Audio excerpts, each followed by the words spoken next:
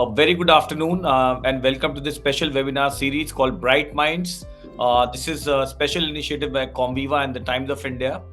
And through this series, we aim to empower the workforce of tomorrow by making them aware of the various innovations, opportunities in technology and fintech related sectors.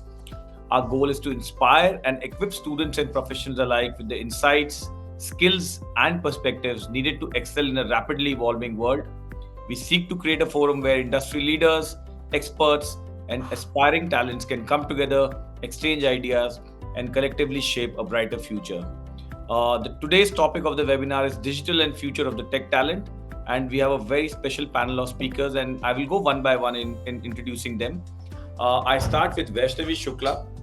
She's the head of HR at Comviva, and she's currently heading the HR for Comviva and manages teams that are working for diverse product portfolios of fintech, analytics, marketing, tech innovators.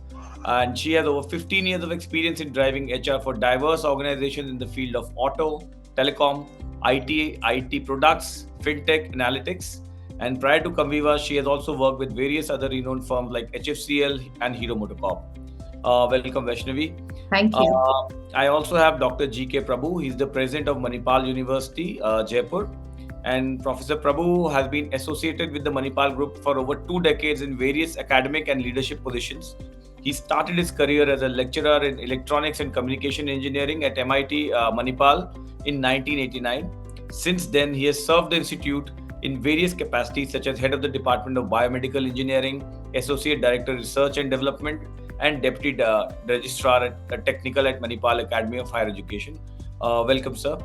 And last but not the least, I've got Shraddha Naik. She's the head and human resources business partner, Southeast Asia, India, and emerging markets at SAP. Shraddha is integrated in the broader business strategy of SAP India. Her approach to problem solving is to balance business objectives with employee aspirations. She has over 15 years of experience in business HR involving stakeholder management, leadership coaching, employee relations, and talent management, among other such areas. And so let's start with the discussion. And I'll toss it up with the panel, through most of the questions to the panel. And I just wanted to understand, how do you see this evolving tech landscape and the emergence of new technologies like AI, blockchain, IoT? And let me begin with you, Shraddha, because SAP has been at the cutting edge of technology. You work globally. How do you find these kind of changes happening inside the industry? And what are your views on that? Opening comments from you, Shraddha. Yeah. First of all, thank you, Pankaj, for having me and SAP over to this panel discussion. I would say, it's been about 10 years that I have seen SAP, and I have seen how the employee experience has grown last 10 years, right? You name the HR practices or the entire employee talent life cycle that we talk about, right from hire to exit. Everything 10 years back was not technology and AI enabled. But today, where I stand, my business processes have become easier. Stakeholder management has become much more efficient. We are ticking the box on our top line, bottom line, and the new green line as well. And all of that has got to do with how integrately SAP has incorporated technology, AI, and machine learning into our people practices. Yeah. Fantastic. And Vaishnavi, what are your views? How do you see these trends impacting the hiring processes or other things? You see, the people side of business is no different from what's happening outside. So we have to either play a leading role or follow the practices, right? So if you look at the way things are changing outside in the industry and in the country, I mean, even the governments are very serious about, how to tackle this tech deficit, reskilling, upskilling, the kind of programs that they are bringing, the kind of analytics they are bringing in terms of reimagining the workplaces, reimagining the industry and the nation itself. It speaks about itself. This is inevitable. We have to gear up, and the best way to gear up is to do it in alignment with business. What I think the best work here is that once your product start changing the technologies, that's the leading time that you start changing and implementing and using those technologies into your people practices, so that it becomes a very natural flowing story, so to say, and it becomes a easy flow for people and business both to adopt. In terms of our practices, HR has to play leading in some of it, so that while the product and while the IT tech landscape is taking its place, the employee side is well taken care in advance by using these technologies and practices very well into the entire value chain of employee and people both. But naturally, we have to be in line to whatever is happening in the outside world. Absolutely. Dr. Prabhu, this seems inevitable. The way the industry, both the industry leaders are talking about, the change in kind of usage of the industry. How do you make such changes in your academic curriculum? How do you guys also align yourself with the needs of the industry, with the changing technology perspective? Uh, can you throw some insights on that? Yeah. Okay. So thank you, Pankaj. Am I audible? Clear? Yes, you are. Yes. Okay. Yeah. So first of all, it is a very good topic where this industry requirement and academics, the readiness. Okay. So most of the time we keep hearing that whatever the students who are coming from the academic portals are not industry ready. Okay, so nearly 75% of the engineers are not employable. Such kind of news, when it comes, it really hurts us. It may not be true in all the institutions, but the one thing that every institution that they have to do is a curriculum update. We have two challenges. Curriculum update is not the bigger thing, which I can do it anytime. But only the second part is who is that person or a faculty who can deliver it. So this is something that which we always need, that kind of a thing. So most of the time that people keep hearing that the institutions are very fond of having their own curriculum, and what do you say, they very, very attached to their fundamentals. Fundamentals are very important, no doubt about it. So if you ask me, the one word question is the frequent change in the curriculum that what we have it. So more than the frequent changes, what we have done is bring the flexibility in the curriculum. That means we have something called as program electives, something which is called as an open electives. But these are the basket of subjects at any time we can insert, or any time that we can take out from that. So that means whenever there is, let us say, if there is a fintech is on number one, or AI is on number one. So then depending upon the particular course or a program, either I can insert these kind of subjects in these baskets and make it is available for the students, and also look for an industry expert or an external expert to deliver it either on the physical mode or online mode. So I'll stop it here.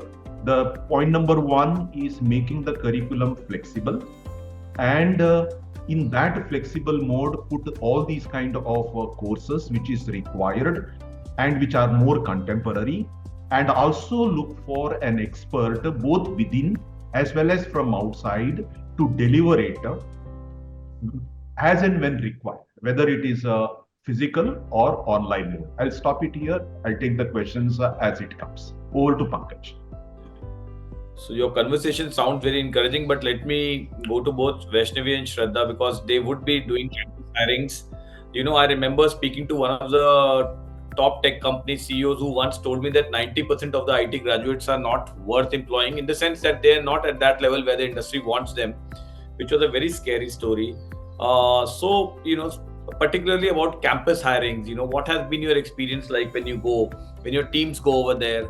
How prepared are the students to join the industry? Vaishnavi, this time I'll start with you. Like, when you go to the campus, do you feel that these, what they are being taught may not be that much aligned with what the industry wants, and yeah, challenging? Yeah, the fact is that changing a curriculum overnight is still easy, but finding the good teacher to cover the curriculum is not easy. So I pretty much understand what what kind of challenges an academia world grows through, it's not easy, because you see, please understand that if a new technology comes up, to teach that you need a teachers who themselves are trained and are experienced in that kind of a thing. So Mr. Prabhu would probably have some good, panel to design the curriculum, but to arrange SMEs and teachers who are very well adept with those kind of concepts, plus converting them to a pedagogy that is, appreciated and well learned in a trimester or so, is difficult. So the challenge is huge, and that is why you would notice, Pankaj, the academia has started focusing a lot on train the trainer kind of a concept, wherein their own teachers are getting facilitated and trained and certified, and there's a lot of work being done on that side, so that the gap is fulfilled in a little rapid manner than the slow pace that right now we're into. And to answer your question, yes, the gap still exists. But I think corporates also very well know that the gap exists, and that is why there's a lot of partnership happening between academia and corporates to kind of fill this gap. If you, for example, know that Comviva has also launched one such program called AI ML program that's called Curate. We've done it with one of the university, and we have actually, beyond their curriculum, we have certified them with a proper course design and etc.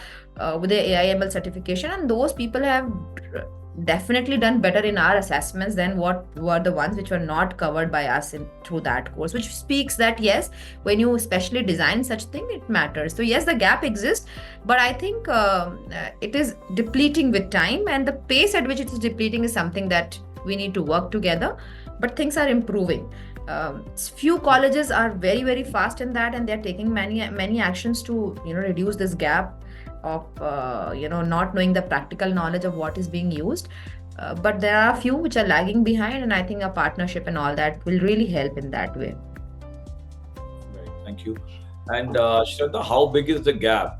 As I was asking earlier, that how challenging is it when you go to a college and you have to hire entry level graduates for your company? Do you find a big mismatch into what your expectations are and what they are being taught? I'm not saying it's being done deliberately by the institutes, but the way technology is changing so fast, Yeah. does it become a challenge for you? Yeah, so Pankaj, I kind of relate to what Vaishnavi is trying to allude to here, right? The issue is the gestation gap from academia to one coming on board, and no organization, whether it's SAP or any other organization out there, gives a talent coming in from college, whether it's MBA or engineering schools, a good time to understand how the organization works and then operates. Right? There's so much of pressure on the top line and bottom line that it is required that one comes on board and starts being revenue generating or revenue enabling day one onwards. So what SAP does well, I would say, is that we shake hands with these institutes. We hire talent from these institutes in the industry. We get them and we run our own universities internally, which is the Sales Academy, the Pre-Sales Academy, and the Engineering Academy. That's a very robust curriculum that we run in the span of 6 to 2 years. For example, the Sales Academy is run for about 6 to 9 months, and the Engineering Academy is about 12 to 18 months. What we then do is that we really churn out talent that SAP wants, and SAP is sure that these talents will have the potential to add value to our future in SAP. So just to Dr. Prabhu's point, right?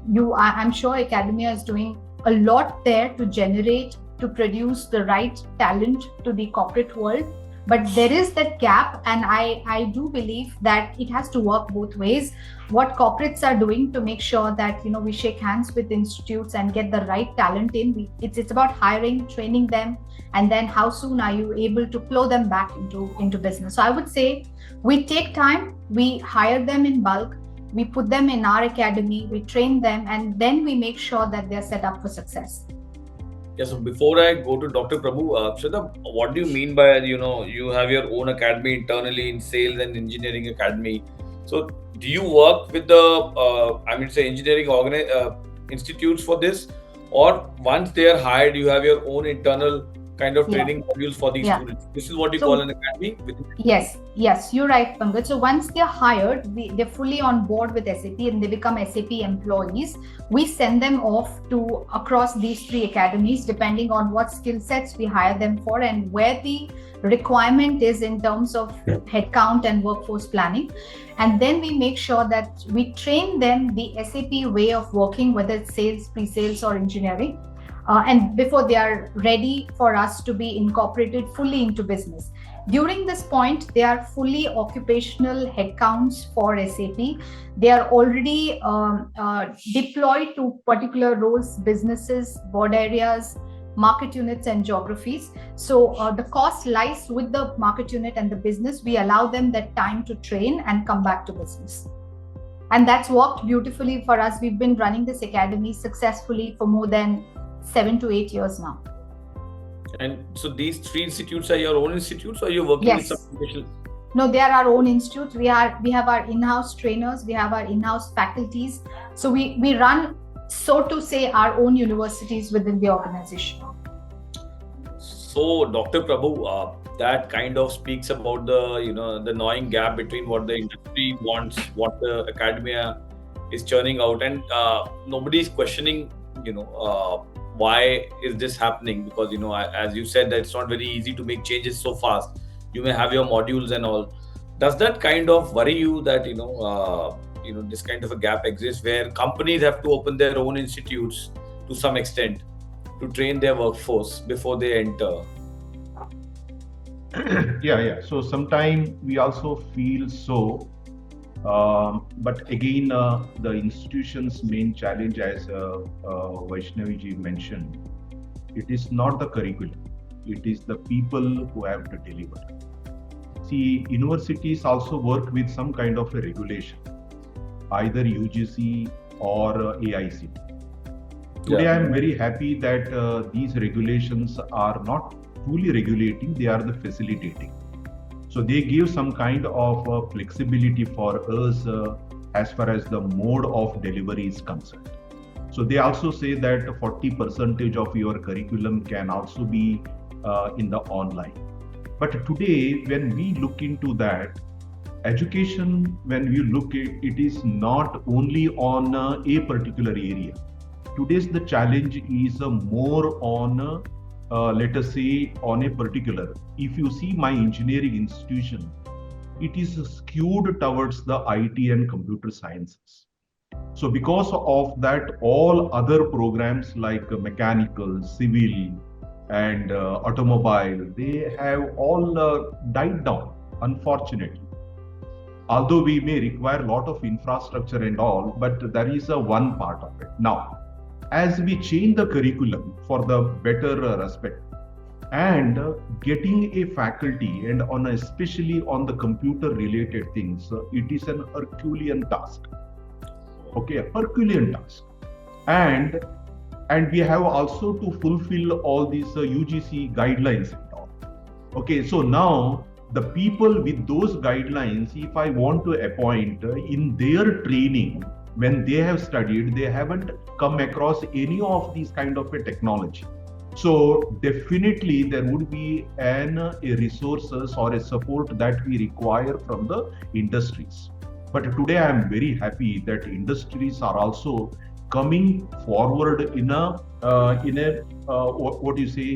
large number, and they are very, very proactive. If I approach an industry, as Vaishnavi said, people are very happy, and even Shraddha, there is a lot of programs available on SAP and all for all the students, whether it is a fundamental program.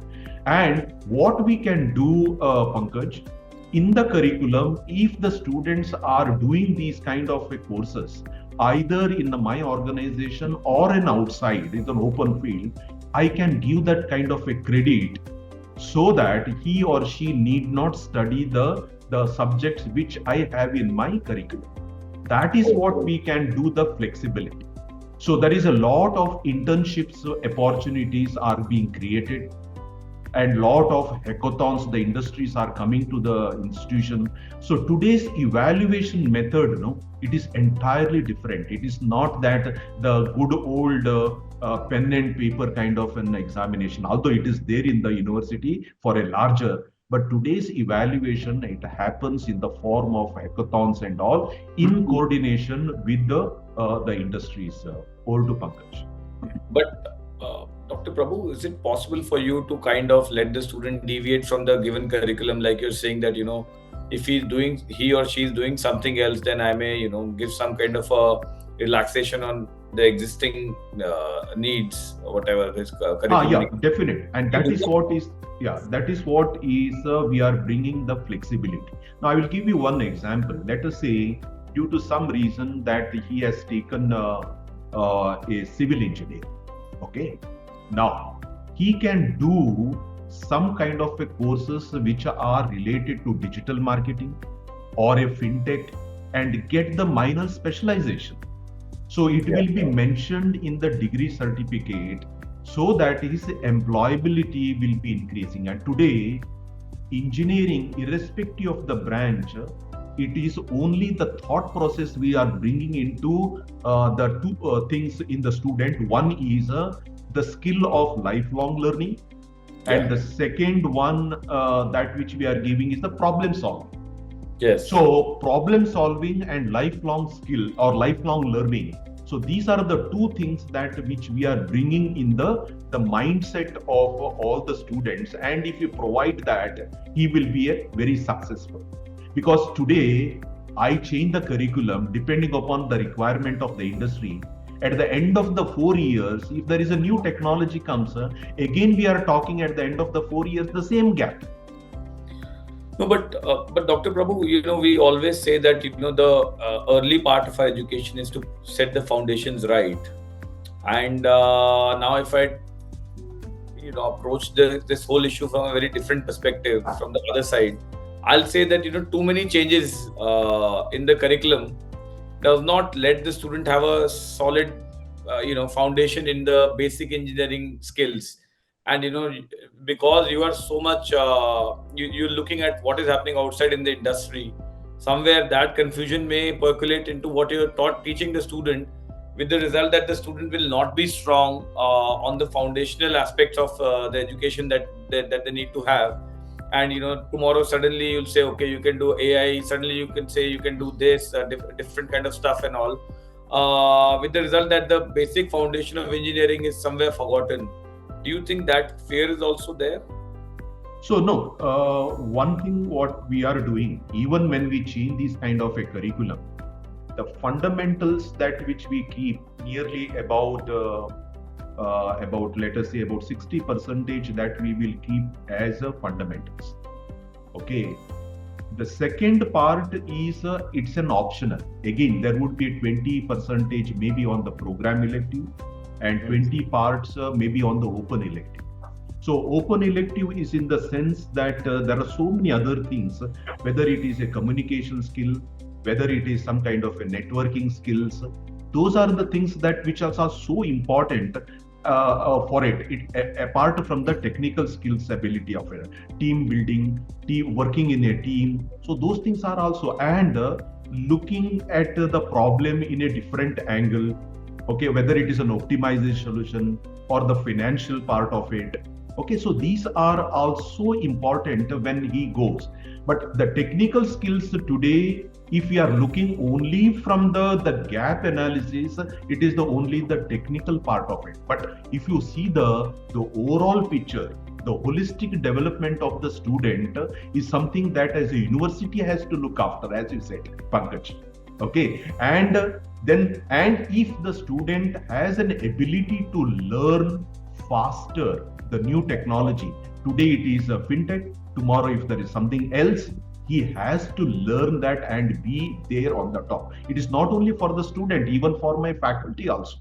So for gone are those days, then when I was a teacher, I used to take the same subject for about 6-7 years. Now it is not the situation for any teacher.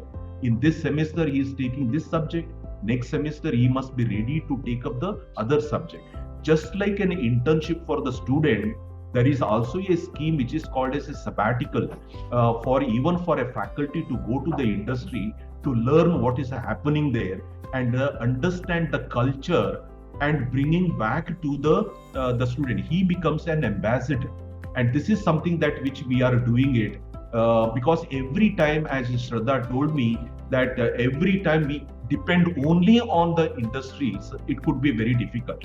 Some of these training or trainers, okay, training the trainers, which is also very important, and that is the thing that which as a university or a progressive university must constantly look for. Yeah, in fact, I recently met a professor in IIT. So his line was professor of practice. So I said, what is that? So his job was basically, because he had come from the industry, like I think over 2.5 decades of experience in the industry, and now he's in IIT Delhi. So his job is to see that whatever research the students are doing kind of culminates into some kind of a product that the industry may require. And IIT also allows them to set up their own startups within the system. So the professor is heading a startup wherein there are a few other professors and the industry is there, and that's how they work. But coming to Shraddha and Vaishnavi again, that it is not just a challenge for the newcomers. I think the same challenge is there when it comes to your existing manpower. Again, they may be out of sync with what is happening. And if they are out of sync, it means your company is out of sync with what the market reality is. Because a new startup or a new age company may come and gradually take away business from you because you are just focusing on the legacy businesses or legacy technologies, but your staff is not aware about what is happening in the industry in terms of new technologies. So while you have academies for the newcomers, how do you do the skilling, upskilling, reskilling, or maybe even moving out some manpower because of these challenges, they being in sync with what is happening? Shraddha, what do you do to do this? And I mean to say, like, if you have 100 people overall in your manpower, is it a constant exercise for all of them to get trained at all the time? They may be experienced, they may be newcomers. How's it like? Yeah, so Pankaj, you will know that SAP has taken this huge leap of faith, a huge journey to move to the cloud world, right? We had strengthened and tightened our muscles in the on-prem world. We knew it was on-prem, and today we are moving on to S/4HANA and cloud, which means that we had to really migrate our existing workforce from the on-prem mindset, on-prem culture, to the cloud mindset and cloud culture, which meant what did you say? On-prem. Premise, on-premise is on-premise. Yeah. So what that meant was we really had to upskill and reskill our talent from that world of on-premises to this world of cloud today, right? Have we done it all? No, it's an ongoing journey because learning cannot be attained in a single hour or a classroom experience that we would have. So we do different things at SAP, right? There's something called as essential learning. Now, essential learning by its nomenclature, right, is essential to every talent working at SAP across globally. Now, those are man hours, learning hours that we track across the globe to make sure that every talent is utilizing those many number of man hours to reskill, develop oneself, right? And development, again, there is to do with the potential role requirement, your current job requirement, and what is expected out of you in the constant evolving industry outside and SAP outside as well, right? We are in a phase of transformation wherein we are trying to learn new things, we're trying to adapt new things. There are competitors out there who are trying to do things possibly better than what we are already doing. So we have to move, and we have to move at a very, very fast pace. So SAP, I would say, has plethora of learning opportunities.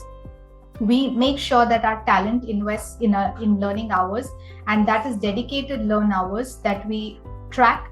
This is very well incorporated in our every talent, every employee's development planning and business goals. It is tied to the leadership and the managing directors and the business group leaders of every market unit as well. When we recognize people, we also recognize how the person has changed in terms of his learning and development, his or her learning and development across the years. We learning and development is also part of one of our core behaviors at SAP. Now, besides all of this, some of these are very standard curriculums, which we call them as essential learnings. But then there are other ad hoc learning opportunities that we dwell our employees into, which is programs like mentoring, programs like shadowing, programs like I heard Prabhu talk about sabbatical. What we do with SAP is social sabbatical, wherein we let go our tenured employees. Of course, there are eligibility criteria to do that. You move out of SAP ecosystem, get into the world out there, and see how you can contribute as an SAP employee to the world out there. It could be in the space of technology, it could be in the space of charity, it could be in the space of academia as well, right? That is an opportunity we give, wherein the employee is still part of the organization but gets out to do this. And we've seen that whenever we've had employees go out for social sabbatical, they've been more productive to the organization. We also encourage a lot of ad hoc stretched assignments, which also helps us to do cross talent pollination. And what I mean by that is, in one organization, how are we able to make sure that our employees are experiencing different market units, different cultures, different board areas, wherein you're able to learn from each other. So there are things that we do which are standard, which are part of our KPIs. And then there are things that we do which are programmatized, which are unique to SAP, which are unique to different market units that SAP operates into. Right. So it's always in college kind of a scenario for everyone. I mean, Yes. learning. Yes. And Vaishnavi, what do you guys do at Comviva again for the same kind of stuff? I mean, just skilling and upskilling of your existing employees also. Yeah, so for college grads, we have something called a finishing schools, that something that Shraddha spoke in SAP's various universities, but we call it finishing school, wherein we kind of do a touch up to their existing skills and kind of try and revive them to an extent that is that their existing skills become reusable for companies. For the existing folks, I think that's a bigger challenge, to be honest. That's bigger than what finishing school can do. Why? Because there the fight is about mindset. There the fight is about ready to unlearn, ready to relearn, and ready to kind of invest in the thought that yes, it is the mindset that will change the game now on. Then believing that what I was doing was right, or what I've been performing is right. But thankfully, I think people are now realizing that this is bound to happen. So we are actually having a lot of programs and initiatives, and especially policy bound initiatives that are encouraging people to go for it. So if there are let's say new projects coming in with new set of technological requirements, we have plethora of our own internal opportunities of competencies that can be acquired through various stages, various vehicles of learnings. So I must say that, so to say. And these vehicles of learning are so blended in nature that people can at their own pace go for it.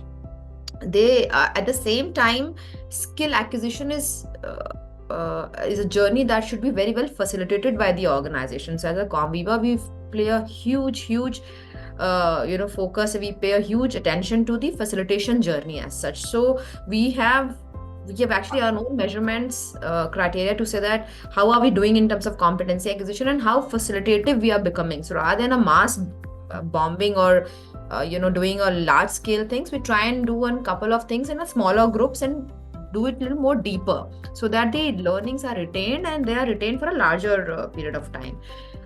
So multiple vehicles of learning with a journey aligned with our competency roadmap. So people in Comviva, employees in Comviva are very well aware that there is a competency landmark that they have to go through. And in that journey, if they have a question, they have a appetite to do more, appetite to go deep dive and do more, there are multiple vehicles including coaching and mentoring that they can adopt and go for it, including the external certifications that they can go for it. And yes, we have something called Band X also, which is a program just curated for a SME specialist. So there's always a charm in technologies enthusiasts to kind of keep training and keep grading themselves to be part of that band X kind of a group, to be catered to that SME path. So not only we encourage people, we also provide different path for people. So if there's somebody was really willing to do only SME kind of a job, there is an SME path. There's somebody who wants to do a mixed kind of a job, there's a mixed kind of path. So our learning is very much blended with these kind of thought process and approaches, which gives a very comprehensive learning tool and toolkit to employees to adopt and go for it. But again, to both of you, don't you run the risk of your employees getting diverted towards these kind of functions, more learning exercises, instead of doing the job that they're supposed to do? Because like No. SAP is a listed company somewhere, and you guys also have to maintain your top line and bottom line. So if your key employees are mugging up for their exams and not doing what they're supposed to do, then their KRA. No. It's only when you know the job you will do it. Sorry? You're productive. It's only when you know the job you can do it. You can sit for 8 hours, do nothing. So if their KRA is go down, will you give them the same increments, or will you tell them that you're not performing well, you're just studying, taking study leave? No. Everyone knows that there is a reason for which they are being trained. So they are the reason for them being trained is not only to give the new technology, but also being more productive, more fruitful.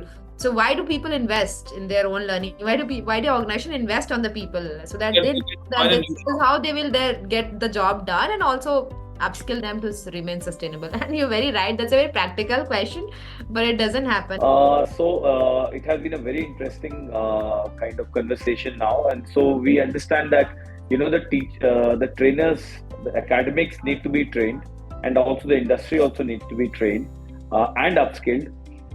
So for this, I just need your closing comments. That is it a scary situation? Is it a work in progress? How do you see the whole thing evolving now? I start with Dr. Prabhu, and then I move to the industry partners. Yeah. So, of course, in my opinion, it is not a scary situation. Okay. As an academic, we are always in the part of a training. So, from the academic perspective, but we need to change the gear, and changing the curriculum, number one, changing and getting the right quality of faculty, and just like what industry is doing for their employee, we also need to upskill them, again, either by sending to the industry or giving some kind of an encouragement for their upskilling. The third part is give the curriculum a flexible, give an opportunity for the students also to spend in the industry and in the interim period in the form of an internship, and evaluate them. So that is another part.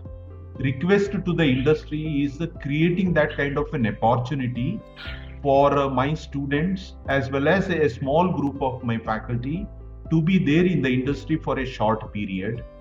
Okay, and the another part is the evaluation flexibility that which we are bringing, rather than for the fundamentals. Of course, it is the university will take care of that. For these kind of specialized subjects, either in the form of a project-based learning and evaluation. The second one is having some internship, and the industry gives some kind of a task, and jointly we evaluate them. The third part is now the few industries are coming to the academia to have the hackathons, and hackathons are, again, it is a part of the evaluation. So from our end, we must be open enough and flexible enough, and always look for that kind of an opportunity to shake hands with the industry. I think if you do that, I think we will give the strong fundamental base and lifelong learning skill and ability to the students, and be contemporary with this. So I think as an university, I think that is the spirit with which we need to work it out. I'm happy about the regulatory now, and happy about the industry openness to come and shake hands with the university. So I stop it here, and over to you, Pankaj. Thank you. And Shraddha, what is your view? What are your closing comments on this?